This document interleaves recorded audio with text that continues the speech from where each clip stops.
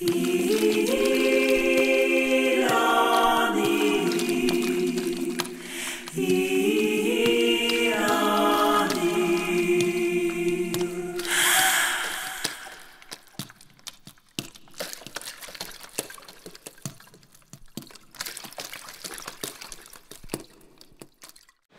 eu beaucoup de lectures. Je crois qu'il y a un auteur qui me fascine beaucoup, c'est Alexandre Dumas. Il me fascine pour plusieurs raisons, parce que en quelque part il a un sang haïtien. Son père était né à Jérémie, dans la colonie de Saint-Domingue, et son père est fils d'une esclave africaine, c'est Cécile Dumas. Et là, je pense que j'ai beaucoup admiré cet auteur-là, j'ai beaucoup aimé ses livres, comme Les Trois Mousquetaires, comme Le Comte de Monte Cristo, qui est une véritable fascination pour moi jusqu'à présent. Et je pense que le côté prolifique aussi de cet auteur m'a fasciné. Je crois que Victor Hugo a eu à dire « je serai Chateaubriand ou rien ». Et moi je dis, bon, peut-être je serai Alexandre Dumas ou rien. Et je pense que tout mon côté prolifique aussi, peut-être que je me dis que, et comme mon père est aussi de Jérémie, en quelque part, Alexandre Dumas et moi, on doit avoir des affinités ou des connexions. Alors, ça a été l'une des plus grandes influences de ma vie, les beaux romans épiques, les grandes sagas et tout. Ça me vient d'Alexandre Dumas. Et puis bon, moi j'ai pratiquement tout lu, tout ce qui me tombait sous la main. J'ai beaucoup lu, je suis restée à des heures indues. Et ce qui me fascinait surtout, c'était parfois que quand ma mère restait dans sa chambre vers 2-3 heures du matin, et puis elle me disait « Maggie, il est temps pour toi d'aller dormir ». Et j'ai dit ben, « Bon Dieu, comment elle sait que je lis, puisque je n'ai pas allumé la lumière, j'avais juste un flash pour pouvoir lire ». Et là, elle le savait, parce qu'elle était elle aussi une grande lectrice, et elle me savait dévorée par cette passion de la lecture. Et je pense que ça a été une merveilleuse osmose entre elle et moi à cause de ça. Et puis là, j'ai lu tous les auteurs haïtiens, quoi. Tous les René Despès, Jacques-Stéphane Alexis, Jacques Roumain, tout le monde, même les contemporains, Gary Victor, Lionel Trouillot, Jean Métellus. Je suis plongée carrément dans la lecture, et c'est une passion qui me dévore, et je ne pense pas qu'elle va s'arrêter de sitôt. Il y a beaucoup de textes qui m'ont marqué, puisque toute ma vie s'est passée en lecture. Je voudrais peut-être raconter une anecdote qui m'est arrivée à l'école.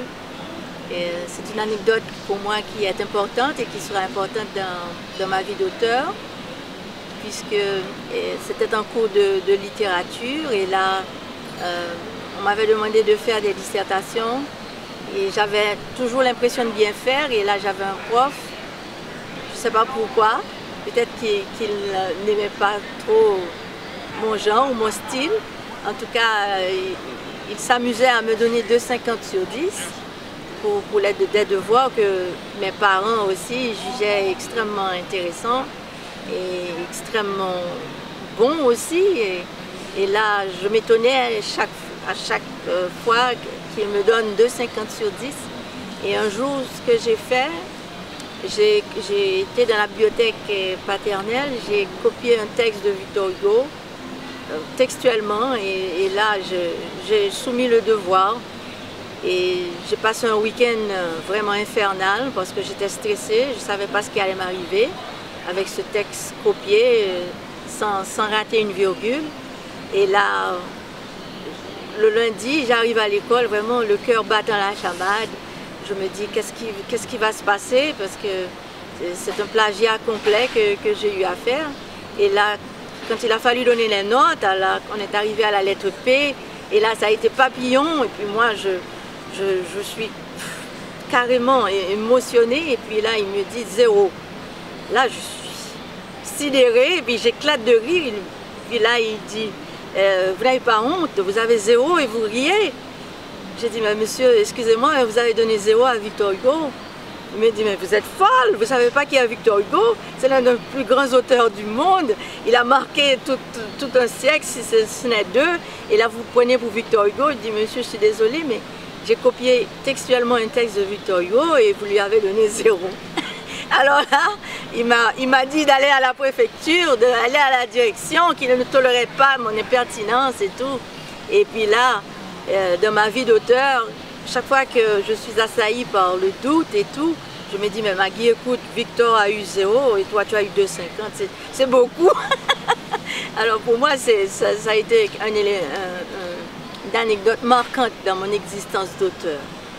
Et je crois qu'encore sur les bancs de l'école, ce qui m'avait aussi permis de me lancer en écriture, puisque j'ai commencé à écrire, j'avais 13 ans, c'était un jour où, encore en classe de littérature, j'avais un devoir à faire et là, il faut dire que j'étais une pie bavarde quand j'étais petite et je parlais beaucoup et autant que j'écrivais aussi d'ailleurs. Un écrivain qui n'aime pas parler, je pense que c'est difficile pour lui d'écrire. Alors, je m'amusais à parler avec un copain, petit Roger, qui était à côté de moi. Et là, à un certain moment, le professeur, il a remarqué que je n'écrivais rien. Il m'a dit, papillon, levez-vous et lisez votre devoir. Et là, mon cahier, il n'avait que des pages vierges. Mais là, je ne peux pas avouer au professeur que j'ai rien fait. Il me dit, oui, lisez, allez-y, dites quelque chose. Et là, je prends mon cahier, je commence à lire. Et puis, je tourne les pages, je fais semblant d'avoir écrit des choses. Il me dit, ok, c'est très intéressant, votre devoir, continuez. Et là, moi, je suis de plus en plus stressée parce que j'ai rien écrit. Et puis, j'invente sur place, j'invente. Et puis là, à un certain moment, il me dit, d'accord, c'est très bon votre devoir, mais apportez-le-moi. Alors là, maintenant, je suis abattue parce que là, j'ai rien écrit. Et là, il me dit, oui, venez apporter votre cahier, j'aimerais voir votre devoir. Et là, bon, je me résigne, je lui apporte le cahier. Et là, il est en train de feuilleter une page blanche, 2 pages blanches, 3 pages blanches, 4 pages blanches. À la fin, à la 5e page, il s'arrête, il prend sa plume, il revient à la première page, il me donne une note. Quand je regarde la note, je vois que j'ai 9,50 sur 10. Là, je suis sidérée. Il m'a dit, oui, je ne peux pas vous donner 10 parce que je ne pourrais pas justifier à la direction comment j'ai pu donner 10 pour un devoir qui n'est pas écrit.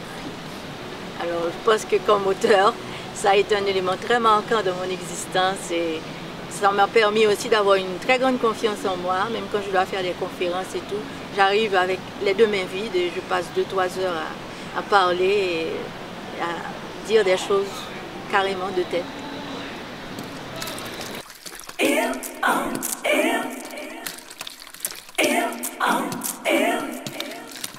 Mon premier quartier, ça a été Babiole, à Paco, à Port-au-Prince. Et là, ça a été un endroit merveilleux pour moi parce que c'était la maison de ma grand-mère. C'était un gingerbread. C'était une maison très belle, à étage et tout. Et du plus profond de mes souvenirs, j'ai toujours été heureuse dans un endroit comme celui-là. Et encore, ce qui revient, c'est les messes dominicales à l'église du Sacré-Cœur, qui n'était pas trop loin. Et toute l'ambiance qu'il y avait à l'époque de mon enfance dans ce quartier-là, puisque j'avais des amis qui habitaient en face, j'avais des amis qui habitaient à côté. Bon, nous avons passé une enfance très heureuse à jouer à cache-cache, à jouer aux billes. Bon, moi, je jouais beaucoup aux billes avec tous mes cousins, tous mes amis dans le quartier. Et c'est un quartier extraordinaire pour moi. Et quand mon père a quitté la maison de ma grand-mère, nous avons été habités au Canapé Vert, qui est un quartier magnifique aussi, une zone formidable.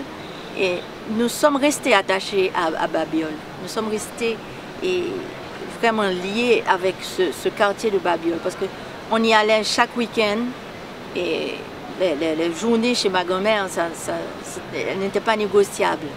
Alors c'était un quartier bien vert, bien beau, avec beaucoup d'arbres, beaucoup de plantes. Et où on entendait aussi les cloches de l'église. C'était pour moi une musique extraordinaire. Je ne suis pas une personne très religieuse, mais en quelque part en moi, j'ai ce goût de décrire les églises dans mes textes et ce goût de la musique, des cloches. Je pense que ça résonne en moi. C'est très profond aussi chez moi. Et là maintenant j'habite la Floride, à Cutler Bay, Miami. Et ça c'est un quartier formidable aussi, où il y a un beau lac, où il y a beaucoup d'oiseaux, il y a beaucoup d'espèces animales qui sont là. C'est un quartier que j'aime beaucoup, il est calme, il est agréable. Et il y a le court de tennis qui n'est pas trop loin. Et j'ai des amis avec qui je joue au tennis peut-être 4 ou 5 fois par semaine. Et pour moi, c'est très agréable, c'est une vie intéressante. Je continue à produire dans cette ambiance. Ma chambre, la fenêtre principale donne sur le lac, alors j'ai une belle vue avec les canards qui sont dans l'eau et tout. Je trouve ça assez romantique, assez intéressant. Il y a une petite plage pas trop loin, un petit lac où il y a une plage avec du sable blanc, tout comme ici. Et là, les enfants s'amusent là, et c'est un spectacle aussi que j'aime voir, les enfants dans l'eau. Ça me rappelle mes enfants quand ils étaient petits à la plage en Haïti. Et pour moi, c'est formidable, c'est intéressant.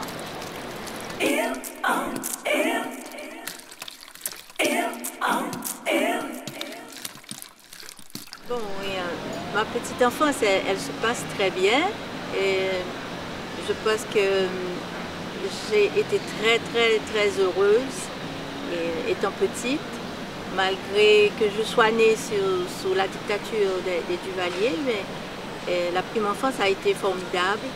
Et mon père, il était un grand mélomane et nous avons grandi dans la musique. Ma mère était musicienne. Elle jouait du piano classique et là, ça a été toute une ambiance de musique et beaucoup de lecture aussi parce que ma mère, elle était une grande lectrice. Je crois que mon souvenir le plus fort avec ma mère, c'est toujours le moment où nous nous disputions pour savoir qui allait lire un livre en premier et là, des fois, on se couchait côte à côte pour le lire ensemble parce que l'une ne voulait pas céder pour l'autre. Et je crois que ce sont des souvenirs extraordinaires et quelque chose qui m'a beaucoup marqué aussi dans mon enfance, c'est les moments où, sous la dictature, on fouillait les maisons pour trouver des livres sur le communisme. Et là, un jour, j'ai vu mon père prendre des livres dans la bibliothèque et les jeter carrément dans les latrines. Et ça a été un choc pour moi. C'était terrible. Mon premier souvenir d'école, ça a été quand même mon jardin d'enfants, qui n'était pas trop loin de chez moi. Ça s'appelait La Ruche. Et ma soeur aînée y était déjà, alors j'ai beaucoup pleuré pour aller à l'école, parce qu'on disait que j'étais un peu trop jeune, mais moi je voyais ma soeur partir tous les matins avec son sac et sa boîte à lunch. Et je voulais y aller aussi. En fin de compte, on a fini par me laisser aller, bien que je n'avais pas l'âge. Et ce kindergarten-là, il était juste à côté d'une église.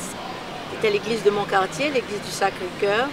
Et dans mes plus profonds souvenirs, ça a été le clocher de l'église, le bruit des cloches, les sons qui m'ont frappé, qui m'ont marqué. Et je crois que plus de 40 ans plus tard, j'ai écrit un texte sur les cloches de la cathédrale du Cap-Haïtien en ayant ces souvenirs de cloches d'église ancrées en moi.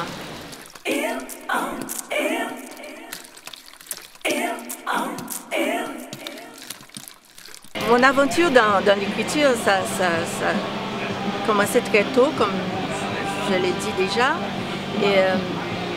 Mais ça va prendre des années pour que ça décolle. Et là, je crois que le vrai décollage, ça se fait en 1985. En 1984, tout de suite après mon retour du Canada, j'ai écrit l'histoire qui m'est arrivée avec la multinationale McDonald's, pour qui j'ai fait un logo publicitaire, le GEM, le J''M, qu'il m'avait volé, et où je raconte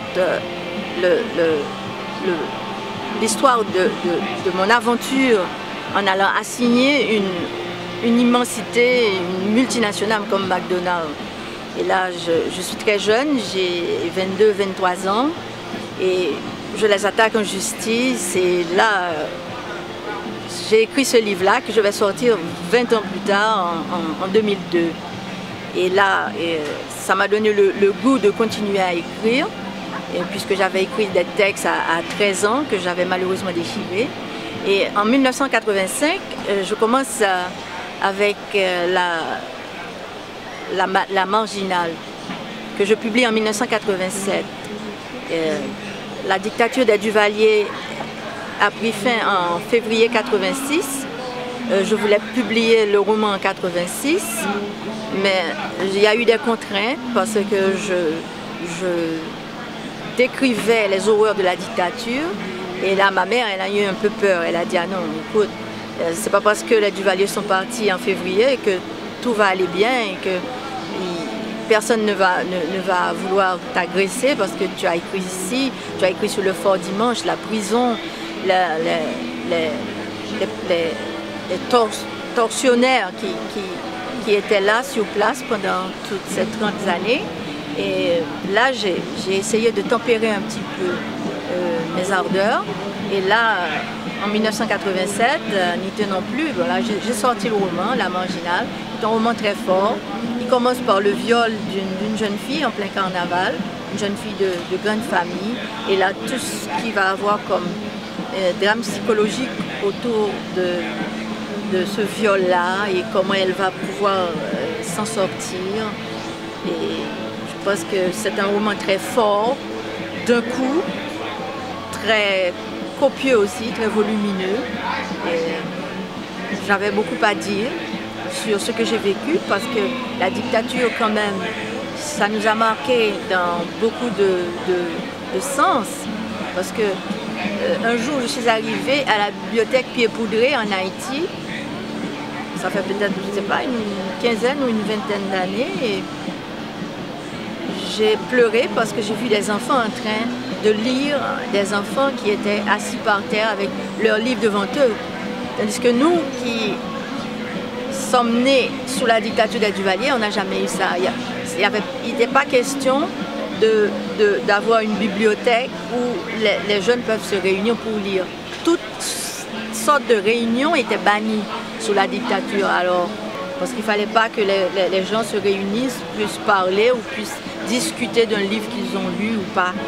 Alors je pense que ça a été très fort aussi dans ma vie, cette émotion-là, de voir que brusquement il n'y a pas de dictature et des gens peuvent se réunir autour du livre, peut avoir une conférence, un écrivain peut signer un livre. Ça n'existait pas parce que les écrivains d'ailleurs, ils devaient s'exiler, ils devaient être ailleurs pour pouvoir écrire et on achetait leurs livres presque en catimini parce que des fois les René Despès étaient considérés comme communistes, Jacques-Stéphane Alexis. Duvalier, il avait horreur du communisme, entre guillemets. C'était pour pouvoir jouer des cartes avec les Américains, quand même. Et là, ça m'a donné un élan. Et les gens ont beaucoup apprécié le livre, qui a eu du succès tout de suite. Et le choc en retour, c'était pas vraiment la peur que les gens avaient de ce que je disais dans ce livre-là. C'était de s'apitoyer sur mon sort, parce que cette jeune fille violée, il l'assimilait à moi-même. Il pensait que c'était une autobiographie, puisque en général, les auteurs, quand ils publient leur premier livre, c'est une autobiographie. Alors il disait, ma chère, j'ai appris la nouvelle, c'est dommage, oh, je te plains vraiment, et l'enfant, comment va-t-il? Je disais, écoutez, je n'ai pas encore d'enfant, et rien ne m'est arrivé, mais ils avaient du mal à quoi? Ils disaient, mais c'est tellement vivant ce que tu as dit, que on a l'impression que c'est une histoire que toi soi-même vécu. Et là, je me suis dit, bon, quelque part, j'ai réussi quelque chose. Si j'ai réussi à les convaincre. Et pour moi, c'était là le talent d'écrivain, pouvoir convaincre les gens de ce qu'on raconte. Et là, tout de suite après, j'ai écrit Martin Thomas, qui est une histoire totalement différente, d'ailleurs, qui n'a pas un personnage féminin comme acteur principal. C'est un jeune garçon, un petit gosse de la rue, qui va grandir, qui est illettré. Et Martin Thomas, c'est tout un plaidoyer contre l'analphabétisme, contre le fait qu'on ne puisse pas instruire des gens. Parce que moi, je trouve que c'est le plus gros crime qui puisse exister dans les temps modernes où nous vivons, c'est de ne pas savoir lire et écrire. Parce que moi, chaque jour, je dis merci au bon Dieu ou à n'importe qui pour m'avoir donné des parents qui m'ont donné l'instruction. Parce que c'est tellement magnifique de pouvoir lire, de pouvoir écrire, que pour moi, quelqu'un qui ne connaît pas ce plaisir-là, il a vraiment raté quelque chose d'important. Alors Martin Thomas, c'est toute la dictature qu'il raconte, les conditions de vie des personnages à partir de ce petit garçon-là qui va vivre et qui va rencontrer un homme qui va lui apprendre à lire et à écrire et qui va lui permettre maintenant d'être un homme fait. Et là, à travers son histoire, on voit toutes les phases de la vie haïtienne avec tout le folklore qu'il y a autour de ça et toute la dictature aussi, parce que la dictature, ça marque.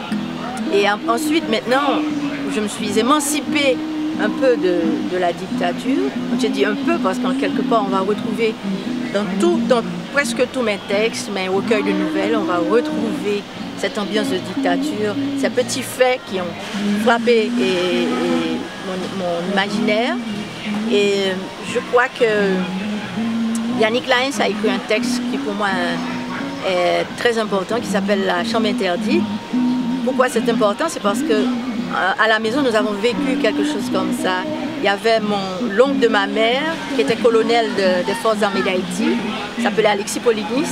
Et là, un jour, on a été étonnés de voir des plateaux de nourriture passer, aller, revenir dans le bureau de mon père. On s'est dit, mais qu'est-ce qu'il y a? C'est pas possible, mais on ne voulait rien nous dire. Et un beau jour, j'ai suivi ma mère et je lui ai dit, je veux savoir pourquoi on rentre avec des repas dans la chambre 3 fois par jour. Et je veux savoir qu'est-ce qu'il y a dans le bureau. Puis elle me dit, bon, ok, je vais te dire, mais tu ne vas pas le répéter à personne. C'est mon oncle Alexis qui est là. Okay? Il se cache parce que Duvalier, il lui en veut, Duvalier aimerait le tuer. Et là, elle m'amène dans le bureau et là, je vois mon oncle Alexis devant moi avec une barbe de plusieurs jours et tout, les cheveux défaits et tout, parce que ça faisait peut-être 2 ou 3 mois qu'il se cachait. Et quand il est parti, ma mère nous a réunis, elle nous a dit, bon, ce que vous avez vu là, il ne faudra jamais le répéter à quiconque. Et là, il est parti, on ne sait pas vers quelle destination, parce qu'il allait chez quelqu'un d'autre, parce qu'il fallait qu'il change de localité de temps en temps, à cause des sbires du régime qui lui en voulaient, qui voulaient le tuer.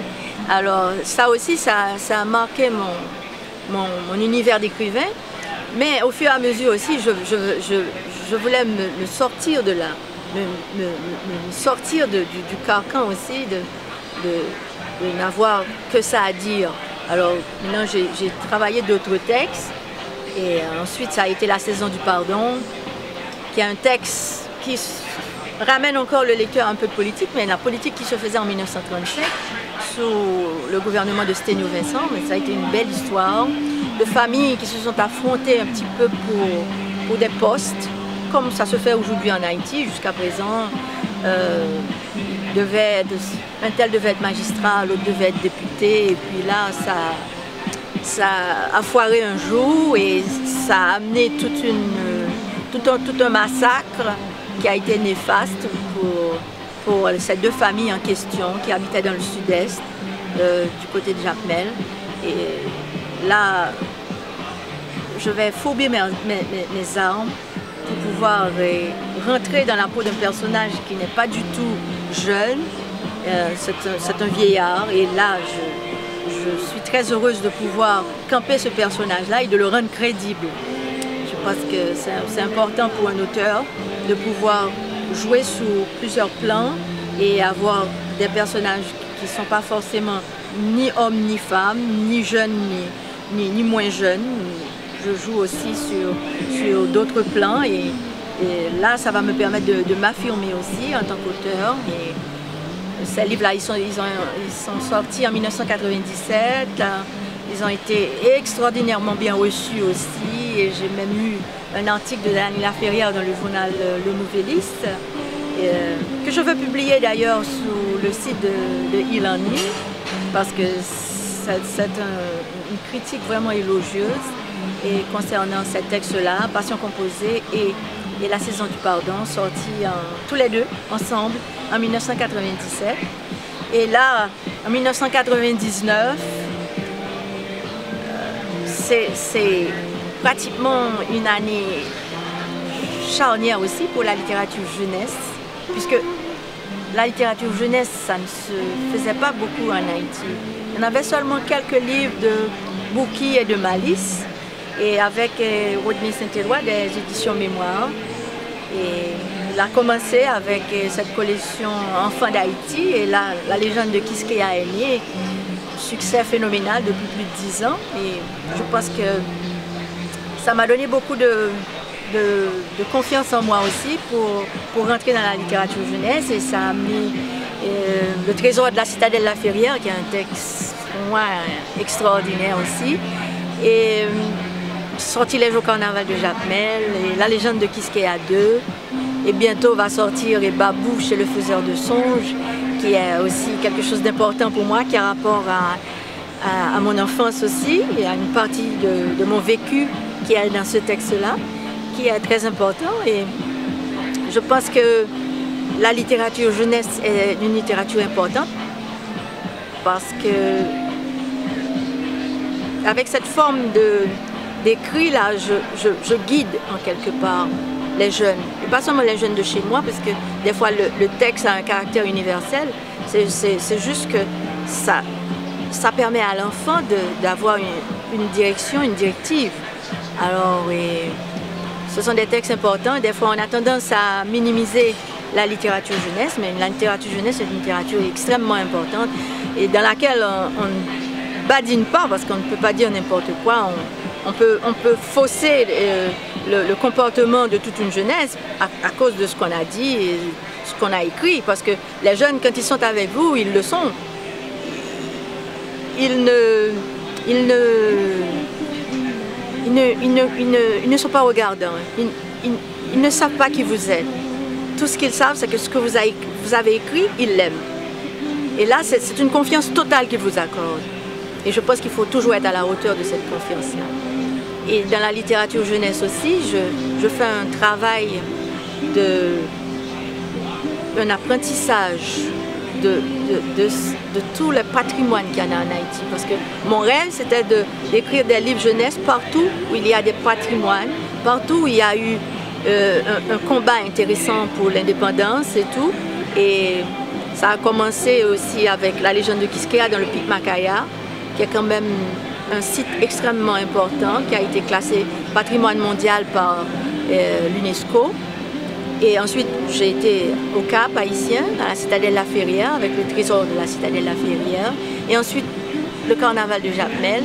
Et tout ça, c'est pour montrer les beautés et les richesses d'Haïti, pour permettre aussi aux jeunes de vouloir faire du tourisme local, d'aller là où il faut, pour voir que nous avons été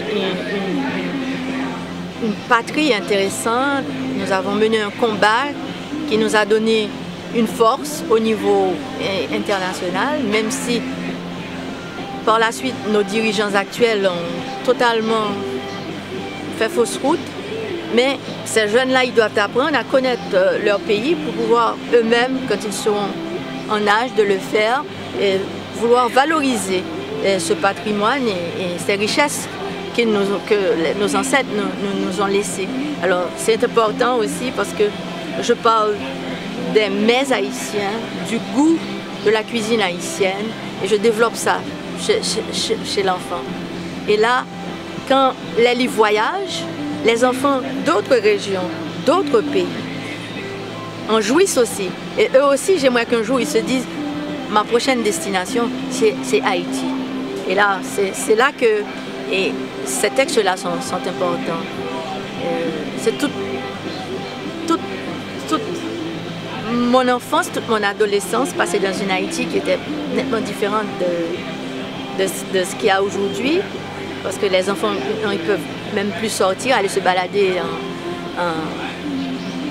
en forêt. Parce que moi, mon enfance, ça a été beaucoup de balades dans la nature, avec nos sacs à dos, mes cousins, mes amis et tout. On partait à 5 h du matin et on rentrait le soir à 8, 9, 10 h du soir sans être inquiété. Et cette Haïti-là, elle n'existe pratiquement plus. Et j'aimerais que les enfants se reconnaissent dans ces récits-là pour leur permettre de repositionner leurs pensées concernant ce pays-là que tout le monde veut fuir maintenant. Et maintenant, rester pour pouvoir avoir une projection à l'avenir d'une meilleure façon de voir l'indépendance d'Haïti et tout, et les propres richesses du pays.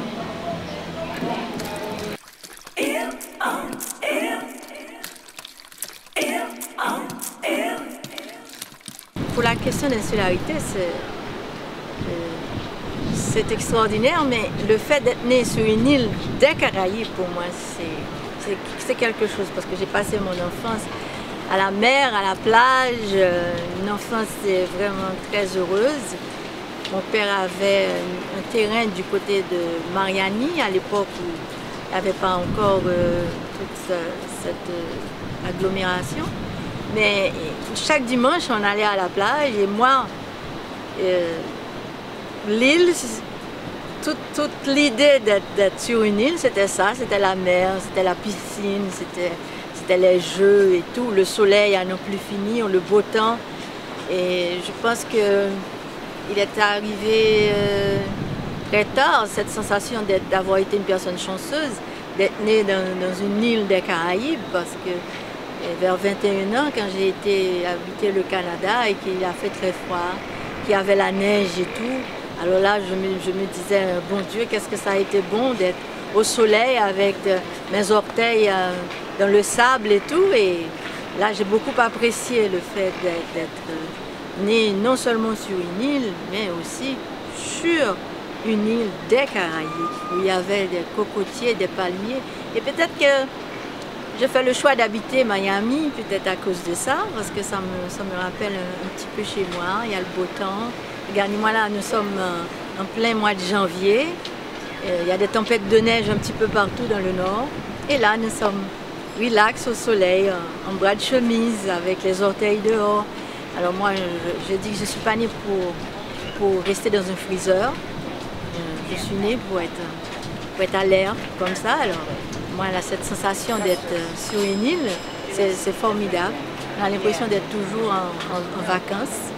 Et, des fois, je pense aussi que le fait d'être sur une île plutôt petite, ça a une certaine incidence sur son comportement et sa façon de vivre. Alors, et là aussi, je pense que le grand air et la vie en montagne, puisque en Haïti, nous avons la chance inouïe d'avoir des microclimats un petit peu partout. Il suffit seulement d'une demi-heure pour être dans la fraîcheur de Kinskov et de Fursi. Et une demi-heure plus tard, si vous voulez vous rendre à la plage, eh bien là, vous avez la mer, le soleil, le sable chaud et tout. Je pense que ça a beaucoup influencé ma vie aussi. Il y a un texte très important que j'ai écrit qui s'appelait Angie, qui est sur la problématique du sida.